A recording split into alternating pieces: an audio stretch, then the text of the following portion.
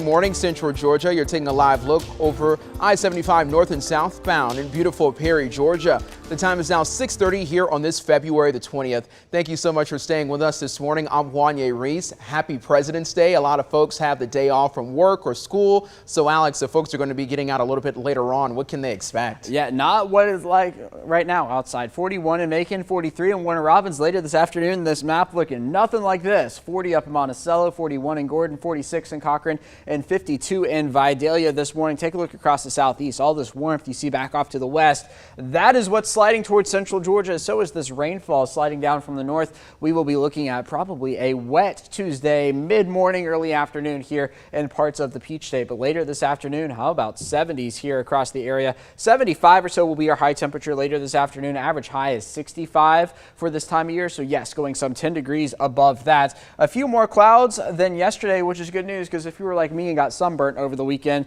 you're going to have that going for you today. The wind is also going to be noticeable, gusty at times, potentially upwards of about 25 miles an hour. Sunrise, it continues to get earlier, 7:13 this morning. But coming up in a few minutes, we will talk about that small rain chance we have for tomorrow and mid-80s on the 7-day forecast. I will show you all those details in just a few moments.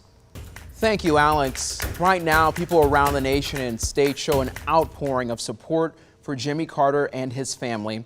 On Saturday, the Carter Center released a statement saying Carter has decided to spend his remaining time at home with his family. Carter opted to receive hospice care instead of additional medical intervention. Now people remember the Plains, Georgia native's legacy, hard work, and contributions. Mr. Jimmy, I don't know if you know anything about Habitat for Humanity. Yeah. Mr. Jimmy, probably that, because he has did a lot of work for them. And I mean, literally, he picked up a paintbrush, moved the ladder. I mean, that he actually did something. You know, he wasn't one of those presidents that just sat behind the desk and did stuff from paper. Mr. Jimmy actually used his hands. Many people acknowledge the fact that President Carter always has had his hands in the community. Outside of his presidency, most of his work includes helping nonprofits give back to those in need. Well, I think his legacy, I think he's been more successful after being president, some people would say, but I think he's too nice. I think he's too good of a person to be an effective president. Some people talk about the Iran-Contra, the hostages was rigged on him. He just wasn't a shrewd politician because he was a good, Christian man and, believed in helping others, serving others. If you would like to share a prayer or message of strength to the Carter family at this time, the Carter Center is offering a way for you to show your support. Visit 13WMAZ.com for a link to the Kudo board where you can leave a message for the Carter family. 6:33, turning to your local news. This morning, the Bibb County Sheriff's Office continues to look for a man involved in a deadly fight. Coroner Leon Jones says 56-year-old Jeffrey Giddens died at the hospital after getting badly hurt in a fight in South Macon. The Sheriff's Office says Giddens and another man got into an argument at Giddens' home on Village Green Drive on Saturday, but that argument turned physical. They say the man hit Giddens in the head with an unknown object. Investigators say they're working to identify the other man involved. If you have any information, you should reach out to the Bibb County Sheriff's Office. Their number is 478-751-7500. That number again for you at the bottom of your screen. It's 478-751-7500. Well, people continue to remember the life of a well-known face to many in downtown Macon. Yesterday, dozens gathered at Fall Line Brewing Company to honor Darren Klein, who died after a battle with a liver illness. Klein worked at Kudzu Seafood Company on Poplar Street. He passed away earlier this month after being diagnosed with a late-stage liver failure in October. Friends and family of Klein's took turns telling stories about him, describing him as a hard worker, caring, and an overall fun person just to be around. Last month, several downtown businesses, including Macon Bagels, Reboot, JBA, and Kudzu Seafood Company, helped fundraise to pay for Klein's medical expenses.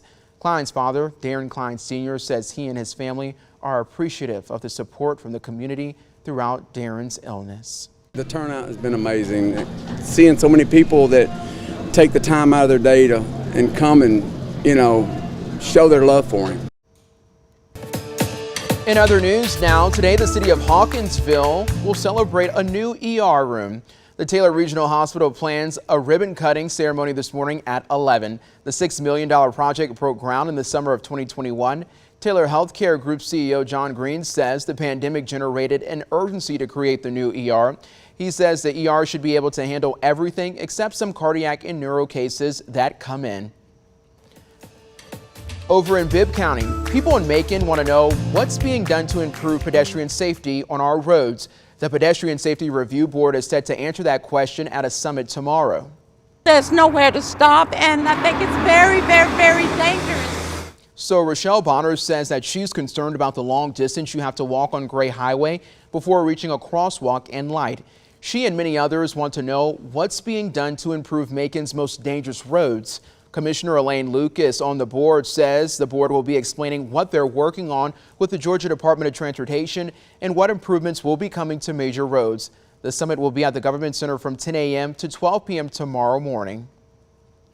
In Warner Robins, tomorrow there will be a public safety town hall meeting. Anyone can come out to meet with local law enforcement, including Warner Robins Police and the Houston County Sheriff's Office, to talk about any concerns. Topics will center around department initiatives, gun-related crime, and youth violence. It's going to be at 7 tomorrow evening on Alberta Road. The Warner Robins City Council will also meet tomorrow. The city will vote on installing new automated license plate readers. These cameras will help law enforcement agencies identify plate numbers of suspects. Another item on the agenda, they'll discuss paying a consulting company $10,000 to help plan their Independence Day celebration. This week, we also told you about an ordinance that would make it mandatory for you to cut your grass on all the way to the right-of-way. Council will vote on whether to pass that ordinance.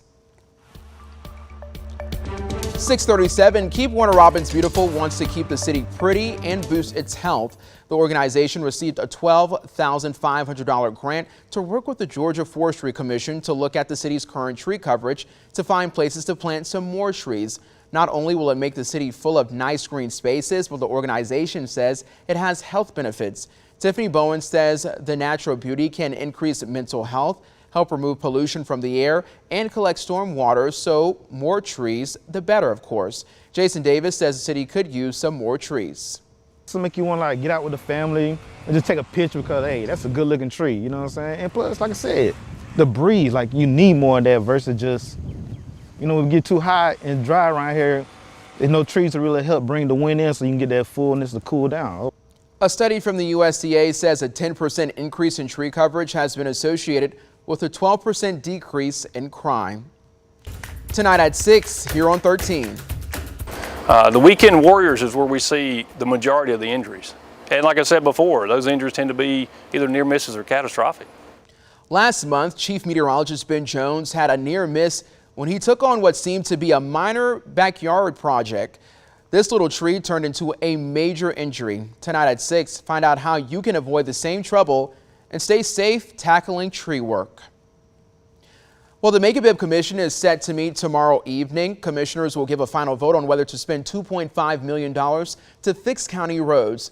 They're using a new system to grade the roads in level 1 to 5. They'll pick the worst ones to fix first. Mayor Miller says with state resources and future planned county budget increases through 2025, they expect to spend $15 million to fix all level 4 and 5 roads. It's about 5 times what they usually pay into the fund. The extra money will allow county crews to do some of the work themselves. And more improvements are coming to the Middle Georgia Regional Airport. The county will make it official by accepting a $1.1 million grant from the FAA. The money will go towards rehabbing one of the airport's taxiways. That's the strip between the runway and terminal. It's Mental Health Monday. Coming up, we'll show you the signs of depression and how you can help yourself and others get through the hard times. Plus, the Tubman's exhibit celebrating Tyler Perry opens today. What you can expect to learn from the exhibit is coming up next.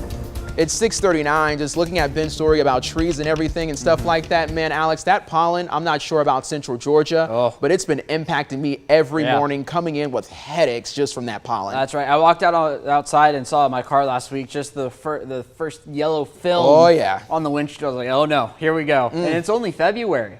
I'm scared. February. But you know what? That means we'll get through it quickly this season. So we've got that going for us at least. Hey, check out this sunrise. This is down at the Georgia National Fairgrounds. It's continuing to get earlier, which means we're going to start seeing them here during the 6 o'clock hour again. That's going to be nice because this like that awkward time from like November to about now where it's just dark for the whole morning show. So there's Perry. Cold morning down there. 46 is the current number. It feels like 46 as the winds are calm. They're not calm everywhere though. 41 is the current number in Forsyth and in Macon. 43 in Byron. 46 in Fort Valley. 44 in Jeffersonville. 42 waking up in Wilkinson County. Down to the south, some mid 40s. 46 down in Unadilla, Cordele, and 47 down in Sumter County this morning. But as I alluded to, the wind not calm everywhere. It feels like 37 in Forsyth, 42 in Monticello. It feels like 41 in Butler right now.